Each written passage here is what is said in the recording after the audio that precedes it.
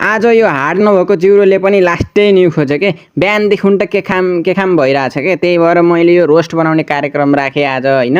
Roast भनेपछि मेरो घरमा सबैलाई मनपर्छ के त्यही भएर झ्यापझुप एउटा कुखुराको आधा सपेटा झ्यामझुम काटेँ 2 किलो जति भयो थियो। त्यसपछि स्वादअनुसार नुन राखेँ, मसला राखेँ, जिरा मसला, अनि अलिअलि टिमुर मसला, त्यसपछि छोपवाला मसला, अनि यो चाहिँ करेन्ट मसला। आज चाहिँ मिट मसला नभएकोले यो मोमो मसला हालेँ। त्यसपछि यो अदुवा लसुनको मसला सहितको पेस्ट, अनि यो चाहिँ सोया सस, त्यसपछि हालेँ मैले अलिअलि यो रातो केचप हालेपछि अलि लत्त हुन्छ के। त्यसपछि यसलाई मजाले मिक्स गरिदिएँ। मैले चाहिँ यो कर्नफ्लोर र अन्डा चाहिँ अलि पकाउने बेलामा हाल्छु के, बल्ल बल्ल पकाउन गएको त्यही पनि चुलो पुरै धुवा भएछ। एकछिनमा तेल पनि तात्यो अनि मजाले ओइरिएँ, मजाले रातो हुने गरी पकाएँ। एकदम खक्रक्क परेको भयो थियो, मिठो थियो।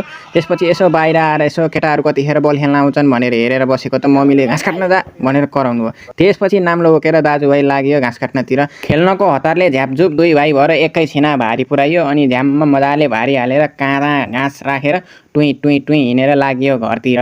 घाँस बोकेर घरतिर गएको त 2वटा बोको भोकले कराइरहेको रहेछ अनि यिनीहरूलाई घाँस पनि बाँधिदिएँ अनि म बल खेल्न हिँडिदिएँ।